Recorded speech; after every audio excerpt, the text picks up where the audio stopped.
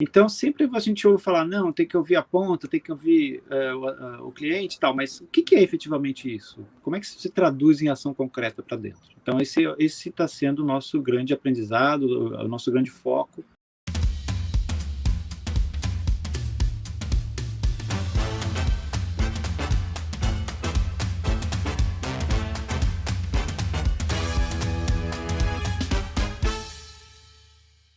Olá, olá, senhoras e senhores, sejam muito bem-vindos a mais um vídeo aqui do canal da D1. E no quadro D1 Conecta, especificamente esse que vocês estão assistindo, a gente está trazendo nomes do mercado. E hoje a gente tem um convidado especialíssimo, que é o nosso querido Marcelo Sica, gerente de clientes e digital da Azul Seguros. Seja muito bem-vindo, Sica. Olá. E também, é claro, para compor essa nossa conversa e enriquecer o papo, está a nossa diretora de seguros, Vanessa Salles. Bem-vinda, Van. Sica, vamos cair direto na primeira pergunta, que eu estou muito curioso para te escutar. E a pergunta é ampla, exatamente para você ter uma liberdade de navegar assim nessa pergunta.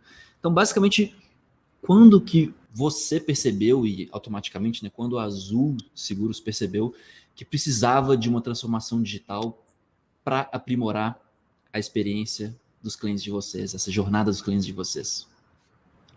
Legal. Bom, pessoal, a nossa primeira sensação, né, de que a gente percebeu que estava precisando ter uma transformação, ainda não tinha muito o conceito de transformação digital, né, e foi em 2016, quando a gente precisava colocar no site aí uma aplicação para acompanhamento dos processos de sinistro, né, para que o cliente, o corretor, conseguisse fazer lá no site um acompanhamento naquela barra de progresso, né, que a gente construiu lá, para que ele visse a posição do sinistro dele, se estava pago, se estava em conserto, se estava precisando de algum documento. Então, foi a primeira vez que a gente começou a aplicar um conceito de jornada do usuário, né? A gente foi em 2016. Legal. Foi uma aplicação que está até hoje, inclusive, que a gente está começando a rever ela agora. E em 2018 a gente veio também com uma primeira iniciativa, que foi a iniciativa do primeiro bot que a gente fez. Foram essas grandes duas primeiras experiências, que teve muito erro, muito aprendizado. Também tentamos modernizar o nosso app, que inclusive o nosso app agora, a gente até tirou ele do ar, que estamos construindo um novo. Mas foi nesse meio que a gente começou a falar de transformação digital, experiência do usuário, etc. E aí, Sica, puxando um pouco do gancho, e para a gente literalmente é um prazer conversar com você, porque você é um dos clientes que mais conhecem da nossa solução, e eu acho que é importante compartilhar com todos nós como que foi o seu projeto, a sua implantação junto com a D1, como foi literalmente a entrada da D1 dentro da Azul e qual foi o grande diferencial que você viu aí nesse processo de uma forma geral. Não, legal. Então, puxando um gancho até com a primeira pergunta, que eu acho legal fazer essa conexão, conforme a gente vai fazendo as coisas, a gente vai percebendo o quão grande é a necessidade de a gente mudar o mindset, mudar o modelo, né, de negócio. Quanto mais entra no assunto, mais você vai descobrindo, né, Sica? Exatamente. Então, aí vieram outros projetos, né, WhatsApp, bot, site, Salesforce, e veio também o projeto da Policy Digital, nesse mesmo período. Lá em 2018, a gente começou a falar disso, foi quando a gente começou a fazer as negociações com a D1, né? Em 2019, efetivamente, a gente implementou a primeira experiência. Foi uma troca muito boa, né? Foi muito profícua para os dois lados, porque foi muito questão de fazer acordo, de ganha-ganha, troca de experiência que vocês já tinham, que a gente já tinha também no mercado de seguros.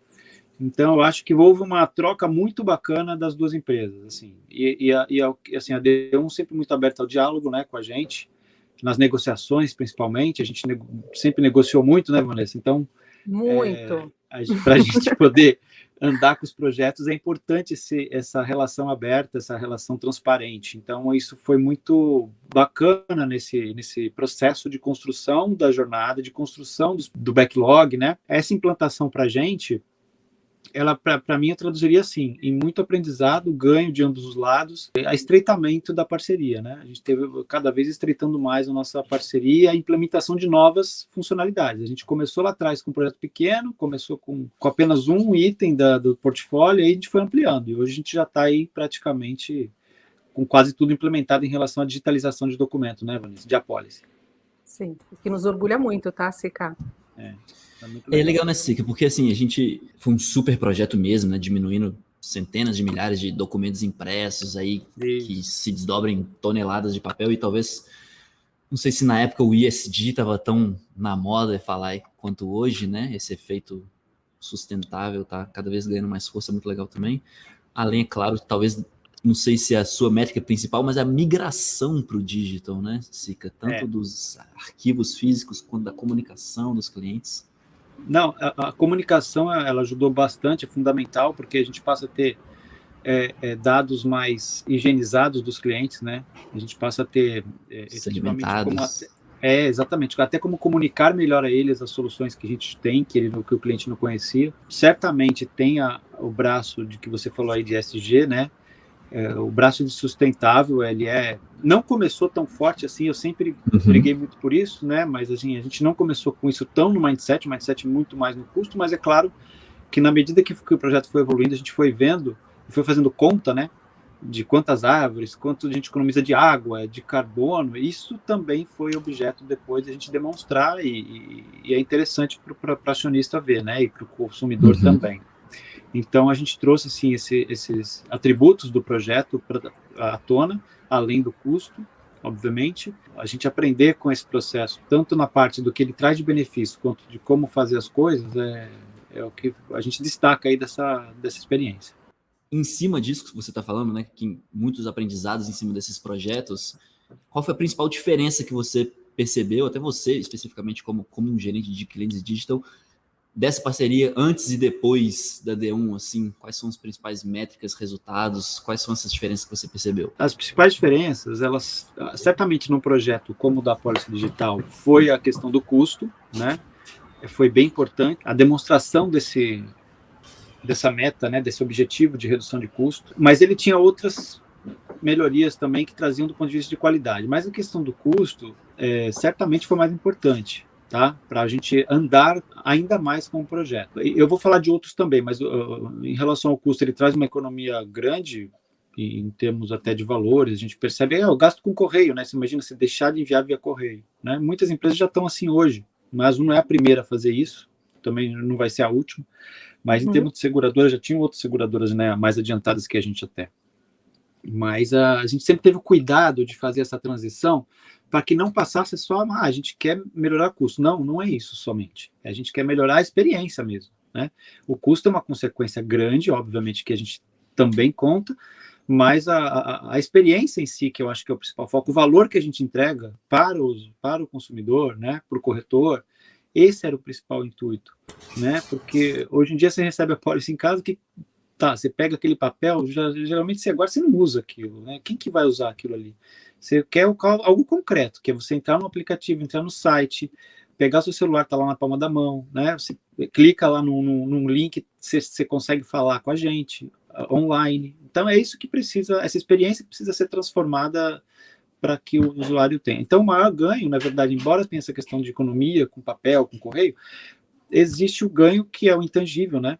Que é o valor que você agregou para o cliente, que, obviamente, na hora de decidir uma renovação ou decidir, por ter visto de um amigo, se ele vai fazer o seguro com a gente no futuro, isso é o que mais conta também. Né? E eu entendo, Sica, que aí no papel que você tem desafio dentro da própria Azul, é você colocar o cliente e o corretor no centro de todas essas decisões, né? Quanto melhor são essas jornadas para eles, melhor você ganha no final do dia. Isso traz um ganho muito exponencial para a Azul de uma forma geral, né? Acho que você falou uma coisa muito interessante, talvez outros líderes podem tomar essa decisão de um jeito errado, assim, como começar o projeto, porque uma coisa é começar um projeto com foco na redução de custos, e todas as decisões que vão se desdobrar a partir daí, vão se desdobrar a partir deste objetivo. Outra coisa é você fazer um projeto com foco na experiência do cliente, e as decisões se desdobrarem a partir daí, e é claro, ter esses efeitos colaterais positivos, de redução de custos, de ESG e tudo mais. Então é muito diferente, né? Como é que a sua perspectiva inicial do projeto vai afetar muito, né, as outras decisões que você vai tomar. Exatamente, Mansur, é isso mesmo. E às vezes muda, né? Você percebe que o projeto é mais do que o custo. Que tem a ver com experiência, tem a ver com mudança de mindset, tem a ver com um novo formato, com uma inovação mesmo, né? que traz para a gente um caminho diferente e vai se conectando com outras frentes, né? Com as frentes que a gente tem também de atendimento, de pesquisa de satisfação. Então, ele vai se conectando, vai se enraizando em várias outras frentes. Comunicação com o cliente, régua de comunicação, que hoje a gente já tem alguma coisa até como de régua KD1, né? Implementou a régua de comunicação também. E aí, olhando um pouquinho à frente, tá, Sica? A gente tem visto o quanto importante é essa digitalização para se destacar no mercado. Então, como que você, aí na Azul, pensa nesse pilar, literalmente, para se diferenciar das demais companhias em relação a essa transformação que o mercado está tão afoito nesse momento? Pensar nisso, né, Vanessa, é pensar em como trazer o cliente para dentro do negócio, para o centro, né? Para se diferenciar, a gente precisa efetivamente utilizar desses métodos que a gente já aprendeu e ainda continua aprendendo com ele, como usar desses métodos como principal objetivo para justamente atender a necessidade do cliente, né? O modelo de construção da ideia e do planejamento da ideia para a gente executar era muito baseado no que a gente pensava, né? Então, e não efetivamente no que o cliente precisa. Então, a gente conseguiu fazer, está conseguindo, né? Que não é fácil, parece simples, né? Vamos colocar o cliente no centro. Mas não é simples, porque a gente é muito enviesado a pensar que o cliente agiria como a gente age. E não é assim. Não é um projeto que começa e termina, né? Entender o cliente nunca acaba, né? É um processo constante. Exatamente. Então, sempre a gente ouve falar, não, tem que ouvir a ponta, tem que ouvir o cliente e tal, mas o que é efetivamente isso? Como é que isso se traduz em ação concreta para dentro? Então, esse está sendo o nosso grande aprendizado, o nosso grande foco, de cada vez colocar para dentro o que o cliente está falando. E a sensibilidade que a gente tem que ter com o que o cliente está falando, com o que o atendimento fala, porque o atendimento está a todo momento lá em linha, né? Então, você ouviu esse front-end que está no front ali com o cliente, é muito importante, né? O pessoal que está lá no dia a dia. Isso é primordial você trazer para um projeto como esse. Você trazer, se aproximar as pessoas que vão atender, né? Isso eles têm que estar presentes na construção. São os ouvidos da companhia, né? É uma retroalimentação, né? Eu entendo assim que é uma retroalimentação. Quanto mais você escuta quem está na ponta, com as aflições, as dificuldades, as necessidades, isso chega até você e você pensa de forma estruturada como que eu faço para melhorar a experiência do meu usuário final. E tem que ouvir, gente. Assim, vai doer, mas tem que ouvir. O que a gente ouve não é o que a gente gosta de ouvir, né? E deve ouvir de tudo, né, Sica? Exatamente. Mas tem que ouvir, tem que estar com o ouvido aberto, coração tranquilo para poder agir. E em cima disso, Sica, assim, claramente a pandemia é um fenômeno global, uma tragédia muito complicada, assim, né? Acho que afetou a vida de todo mundo, literalmente no mundo. E não tem como discutir que é um período muito difícil, mas ela também é sabida que foi um fator que acelerou a transformação digital global também, acelerou talvez alguns processos de maturidade, de comunicação, forçou as empresas a se adaptarem nesse sentido também. Então, como que é claro que mesmo em todo esse cenário negativo que a pandemia trouxe de maneira geral, mas como é que você acha que ela influenciou também as jornadas dos clientes? Como é que ela talvez tenha acelerado algumas decisões internas e a adoção de mindsets, igual você falou também, um pouco mais proativos em direção à transformação digital e à experiência do cliente? Ela acelerou a conscientização do modelo de negócio com o cliente no centro, né? Acho que ela acelerou sim isso, porque muitas empresas que já vinham nesse caminho aceleraram e intensificaram esse método. Isso porque vários mercados passaram por essa transformação, né? E principalmente com a preocupação também de diminuição de custo. Isso, como ela trouxe muita restrição, a pandemia, em termos de recursos, os recursos ficaram mais escassos. Então, eu percebo que tanto empresas grandes quanto pequenas, né, isso virou questão de sobrevivência para elas. Então, com esse espírito mais empreendedor aflorando, né, porque também pessoas perderam emprego e esse espírito empreendedor ele acabou aflorando mais. As pessoas começaram a pensar em saídas de como se manter, como sobreviver, né? Então gerou um movimento. Certamente esse movimento ele expande, os empresários acabam se falando, então o movimento vai se expandindo e essa virada foi 180 graus para mim. Assim, a chave virou mesmo para um lado muito mais acelerado.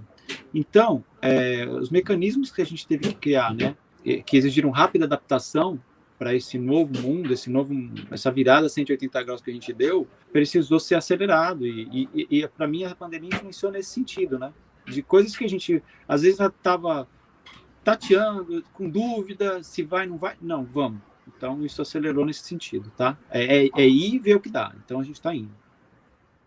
Interessante como que a escassez de recursos força muito mais a priorização de iniciativas, de uma tomada de consciência muito mais clara das decisões que você está tomando, né? Que a margem de erro diminui. E exige mais da gente também o esforço de você mudar a sua agenda, né? Você tem que, como executivo, também mudar o seu foco e totalmente as suas rotinas, porque as rotinas mudaram.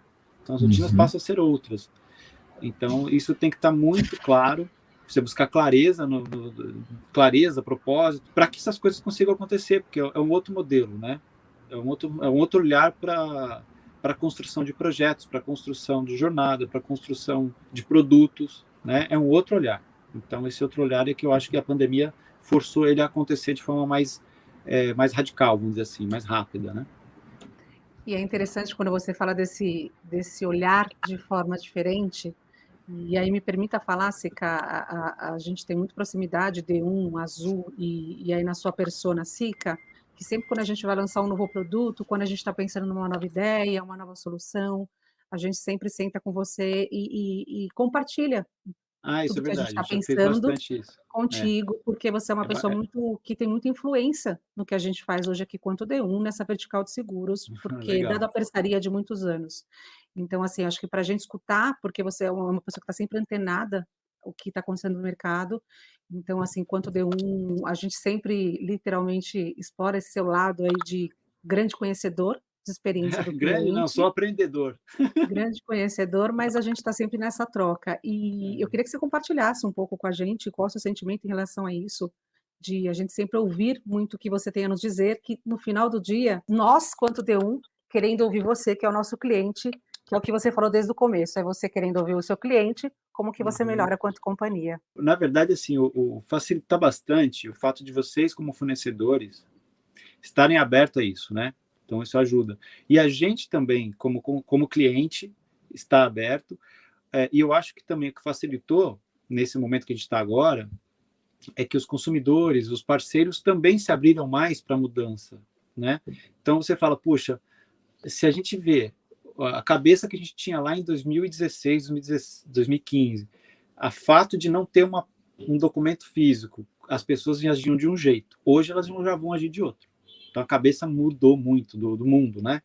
Então já começa a enxergar com outros olhos que não é ruim. É que a coisa realmente é uma coisa que vem para ficar e é boa, né? Vocês se abriram a isso também, a ouvir mais e compartilhar a experiência e ouvir o que eu tenho para dizer. O que eu tenho para dizer para vocês é o que vem da experiência que eu tenho de vida também, né? De profissional. Comecei a minha vida profissional no seguro, antes até do seguro, né? Então tem alguma coisa que eu posso passar. E para mim a experiência de vocês questionarem e pedir opinião, ela é bacana porque não que eu seja o dono da verdade, longe disso, mas dado que eu conheço dos processos que a gente trata, de já ter passado em várias operações, né? Atendimento, jurídico, sinistro, e agora mais recentemente digital, né? E clientes, eu acho que a gente consegue passar para vocês as necessidades, porque elas são muito comuns no mercado. Né? As necessidades que a gente tem aqui não são tão diferentes das que as outras seguradoras também têm. Né? Então, ouvir a gente, ou até outras, é importante para vocês na construção, sim. Né? E talvez não só, acredito que vocês façam isso, né? Trocam também com outros colegas do mercado. Esse é o tal da pesquisa qualitativa, né? Que eu acho importantíssima em qualquer criação de produto.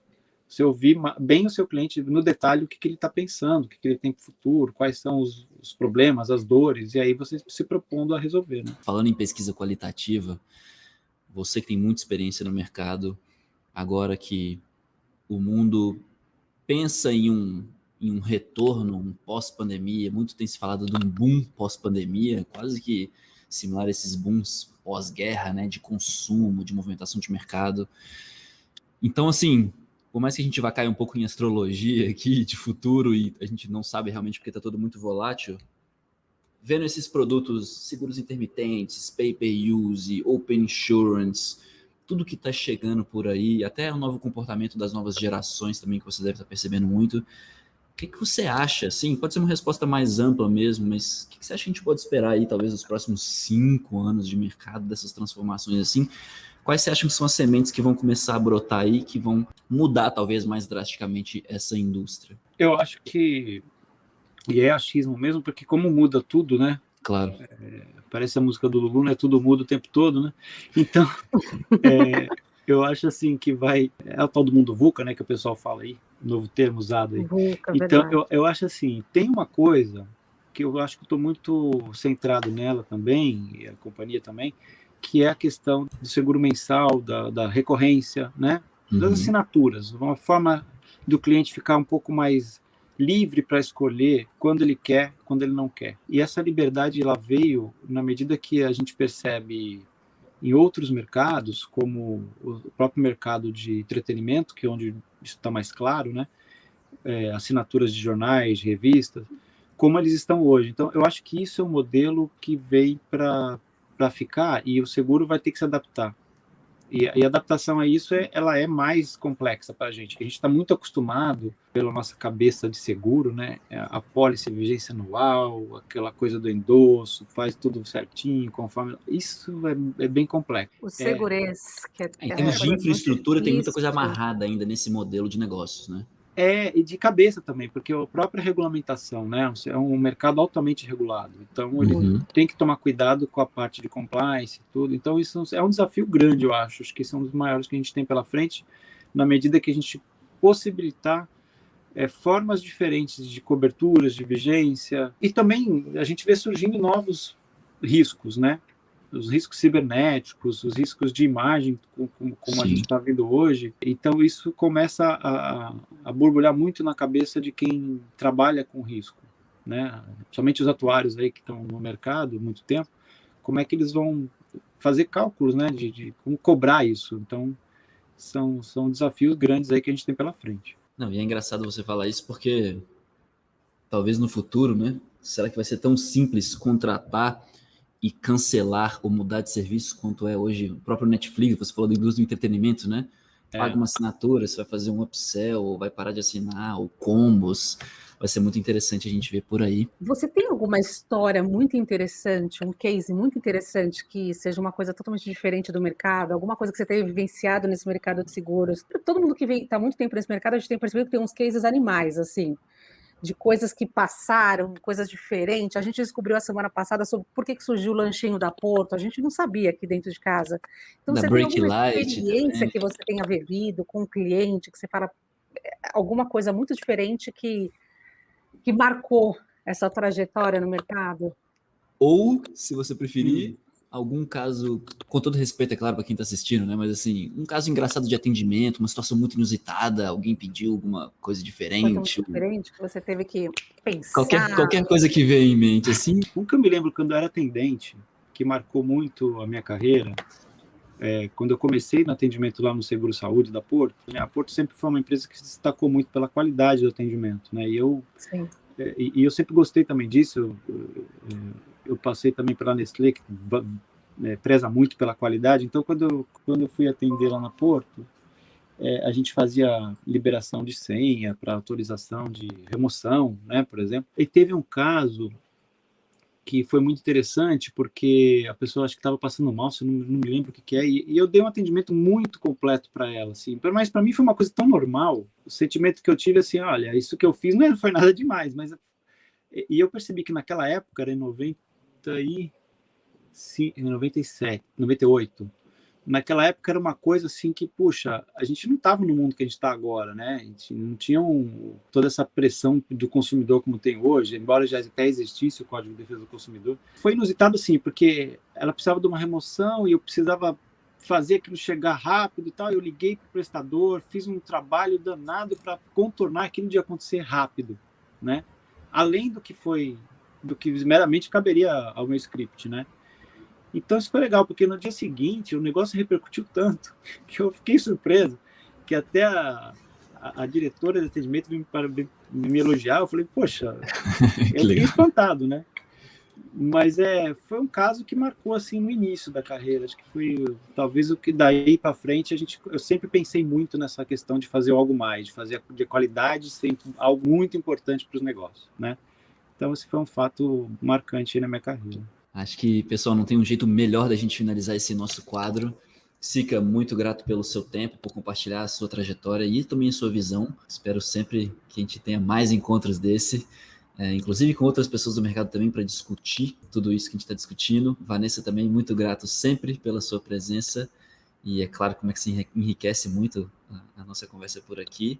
E a todos que estão nos assistindo também, comentem aqui embaixo se vocês têm algum caso engraçado para contar, o que vocês acharam dos comentários do Sica, toda essa transformação digital que a gente está acontecendo no mercado securitário. E não se esqueçam de seguir o nosso canal e nos vemos no próximo encontro, no próximo vídeo. Até mais.